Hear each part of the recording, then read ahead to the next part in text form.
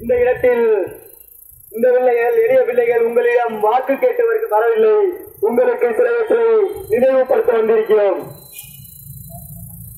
என் உறவுகளே, இதே போன்றுதான் ஒவ்வொரு தேர்தலையும் நீங்கள் 500, 100, 1000 என்று உங்களிடம் 1000 என்று அவர்களிடம் பணத்தை வாங்கிவிட்டு அவர்களுக்கு வாக்கு செலுத்துகிறீர்கள்.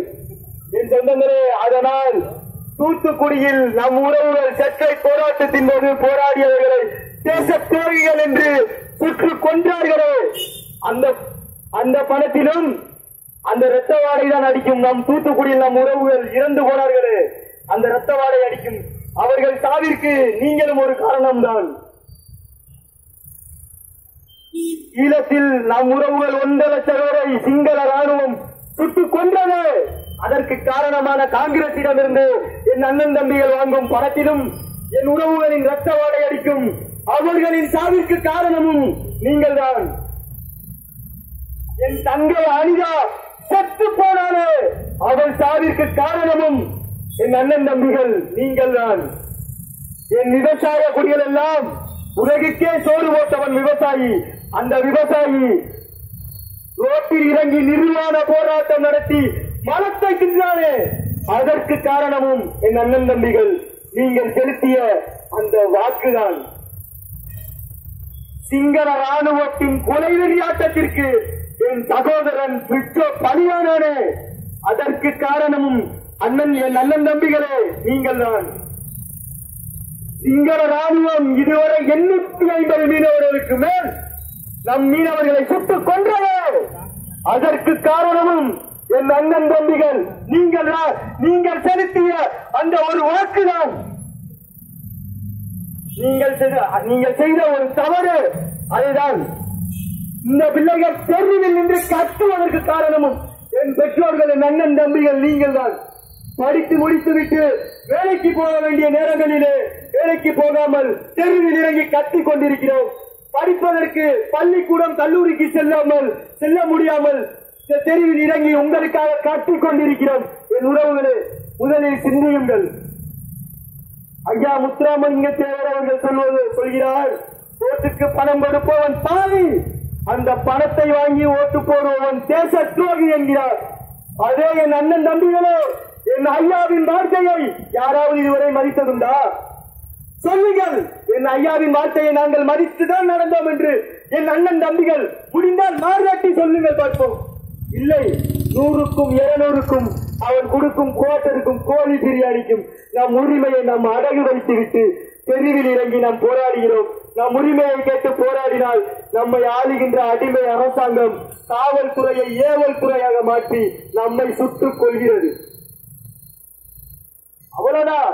நம்ம உரிமையை கேட்டு நம்ம போராடினா, இந்த ஐயா எச்ராஜா சிவகங்கை பாராளுமன்றத்தில் வேட்பாளராக நிற்கிற ஐயா எச்ராஜா தூத்துக்குடியில் நம் உரிமையை கேட்டு போராடிய போது சொன்னார், தேச துரோகிகள், ஆன்டி இந்தியன், நக்சலைட்டுகள், பிரிவினைவாதிகள் என்று நம்மை சொன்னார். நம் உரிமையை கேட்டு போராடிய போது அந்த நம்மை பேசிவிட்டு நமக்கு இந்த பட்டங்களை எல்லாம் கொடுத்துவிட்டு நம்மிடம் ஓட்டை பொறுக்க வருகிறார்.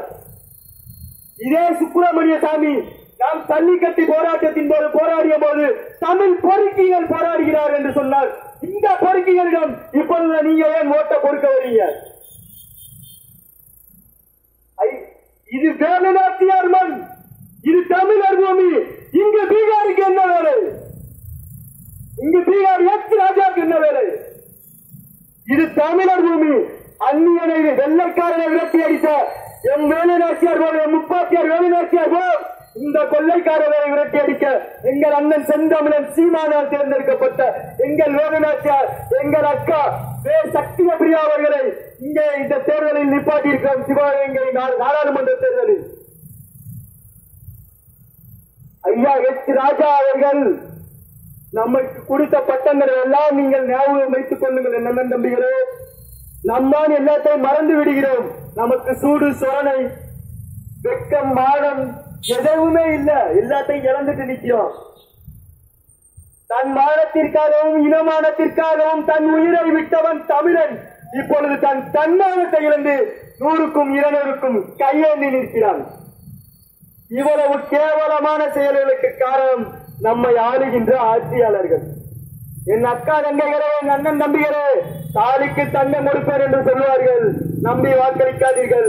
நம் அக்கா தங்கையின் தாலியை அறுப்பதற்குத்தான் இவர்கள் சாராய கடையை வைத்து நடத்துகிறார்கள் என்பதை நீங்கள் மறந்து விடாதீர்கள். இதே என் அண்ணன் தம்பிகள் அதிமுக, திமுக, பாரதிய ஜனதா காங்கிரஸில் இருக்கும் என் அண்ணன் தம்பிகளிடம் ஒன்று கேட்கிறேன்.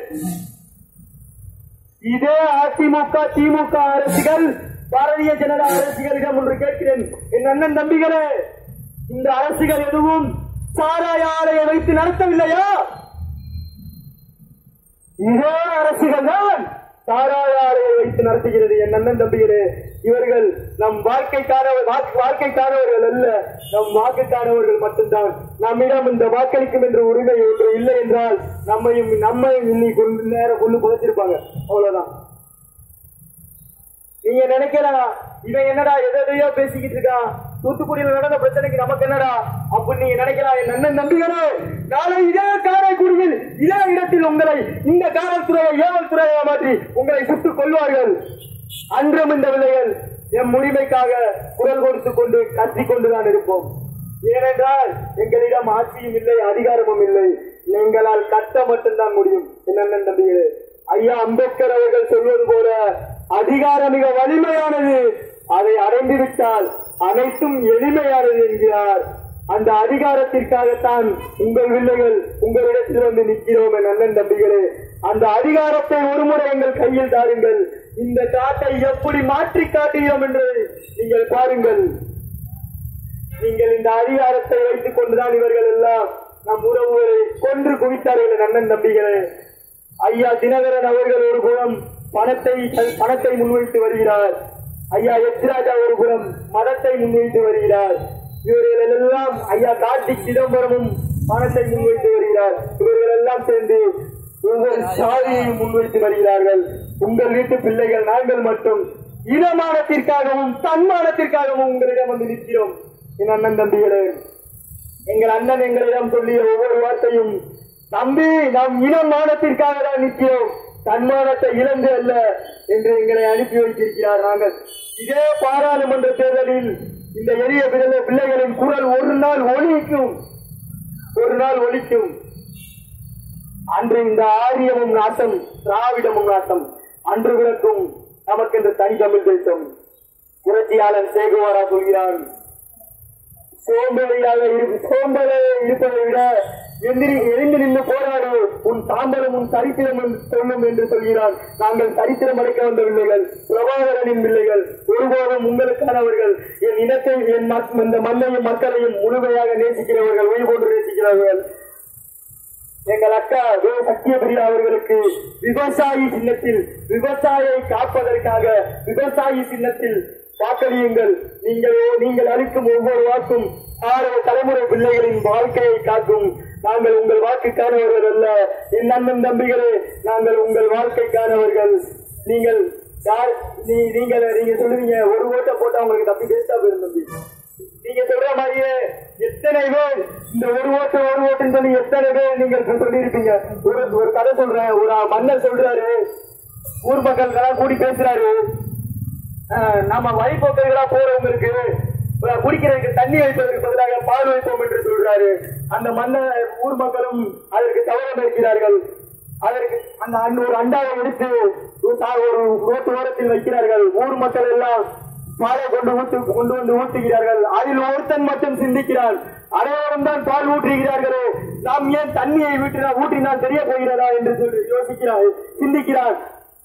ஒரு காலையில் வந்து அந்த மன்னர் அந்த அண்டாவை திறந்து பார்க்கிறார். அதில் இருப்பது அனைத்தும் தண்ணி. அதே போன்று ஒவ்வொருவரும் யோசித்திருக்கிறார், நாம் தண்ணியை ஊற்றினால் யாருக்கு தெரிய போகிறது என்று. என் அண்ணன் தம்பிகளோ, ஒரு ஓட்டு என்று நீங்கள் சாதாரணமாக இடை போட்டு விடாதீர்கள். அந்த ஒரு ஓட்டு தான் அந்த பாராளுமன்றத்தை தீர்மானிக்கப் போகிறது. எங்கள் அக்காவே சக்தி பிரியாளர்களை பாராளுமன்றத்திற்கு கொண்டு போங்க. அவ்வளவுதான்.